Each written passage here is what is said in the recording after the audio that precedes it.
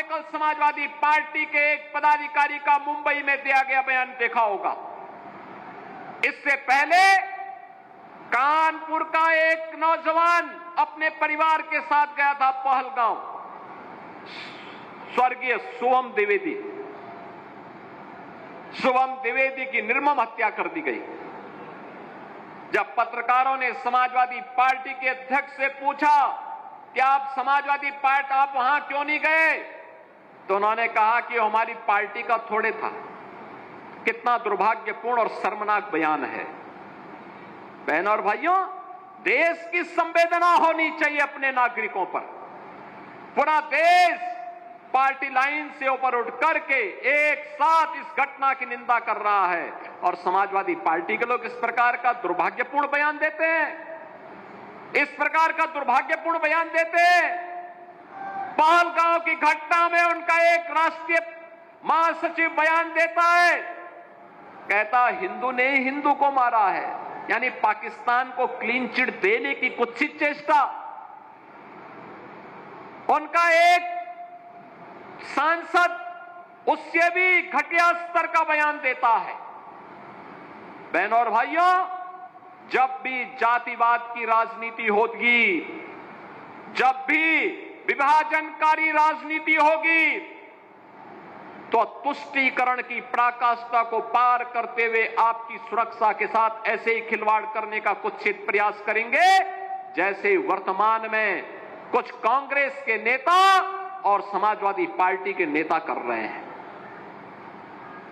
हमें एक स्वर से निंदा करनी चाहिए।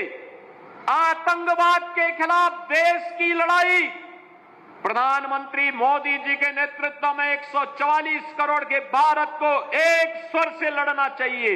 एक स्वर से प्रधानमंत्री मोदी जी के नेतृत्व में आतंकवाद का नेस्तनाबूद करने के संकल्प के साथ आगे बढ़ना चाहिए।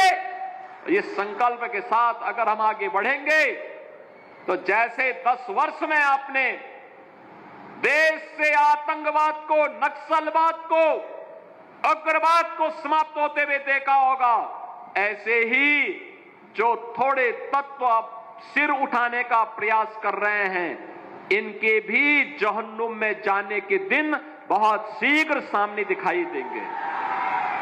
और इसीलिए बहनों और भाइयों, आज हम सब आपके बीच इसी बात को लेकर के आए हैं। आखिर देश के बारे में कुछ तो दायित्व होने चाहिए, एक तो सीमा होनी चाहिए। सार्वजनिक जीवन में एक लक्ष्मण रेखा तो होनी चाहिए। जब राजनीतिक पूर्वाग्रहों से ऊपर उठ करके हम देश के बारे में सोचें, समाज के बारे में सोचें,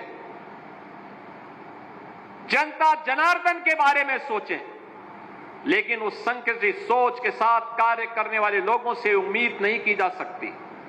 उनसे ये उम्मीद नहीं की जा सकती। उनके समय में विकास नहीं हुआ।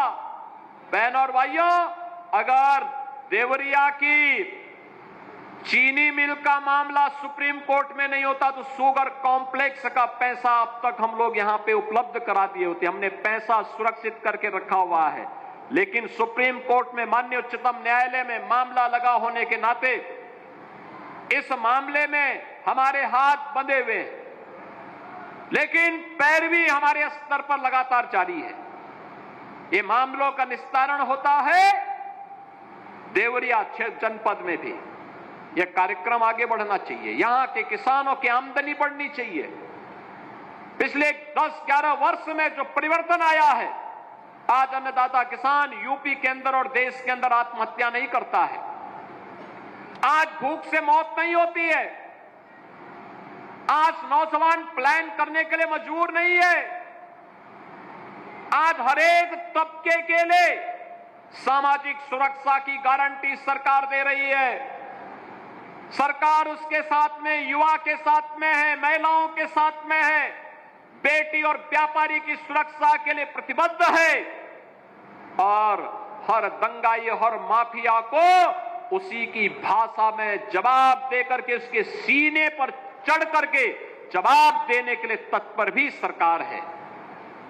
और इसीलिए बहनों और भाइयों, हमें अब विकास के बारे में सोचना है। विकास का कोई विकल्प नहीं हो सकता। कोई विकल्प नहीं हो सकता। वही विकास लेकर के हमारे जनप्रतिनिधि जब प्रयास करते हैं तब कॉलेज का निर्माण होता है, आईटीआई का निर्माण होता है। देवरा बाबा के नाम पर भारतीय जनता पार्टी की डबल इंजन सरकार ने देवरिया में मेडिकल कॉलेज का निर्माण किया। मेडिकल कॉलेज में आज नर्सिंग कॉलेज के भी निर्माण के कार्य को आज वहां प्रारंभ किया जा रहा है। बहनों और भाइयों, नर्सिंग कॉलेज बनेगा तो बेटियों के लिए 100% मान के चलिए 100%